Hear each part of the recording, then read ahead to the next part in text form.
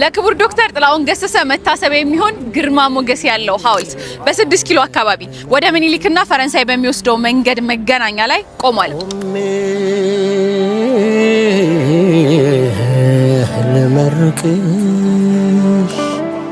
በኢትዮጵያ ሰማይ ላይ የማይጠፋው የሙዚቃ ኮከብ ከፍቅር እስከ ሀገር ፍቅር ከደስታ እስከ ሀዘን ለግማሽ ክፍለ ዘመን የኢትዮጵያውያንን ልብ ትርታ በድምጽ የቀረጸ ሕያው ማህደር የነበረ የጥበብ ባለሙያችን ነው። ድምጹን እንደፈለገ የማዘዝ ቮካል ኮንትሮል ልዩ ተስጦ የነበረው በከፍተኛና ዝቅተኛ ዜማዎች ላይ ደግሞ እኩል ብቃት ያለው ድንቅ አርቲስት ነበረ።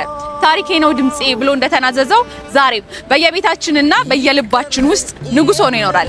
ጥላሁን በስጋ ቢለየንም በዜማው ቅላጼና በግጥም ስንኞች ውስጥ ተተክሏል። ዛሬ ደግሞ ይህ መታሰቢያ ለእርሱ ቆሞለታል። በመንግስት ቁርጠኝነት የተያዘው ታሪክንና ታሪከኞቻችንን የመዘከር ስራ አሁንም ተጠናክሮ ይቀጥላል። ይህ ደግሞ አንዱ ማሳያው ነው። ኤቢሲ.ስትሪም የማህበራዊ ሚዲያ አማራጮችን ፎሎ አድርጉ።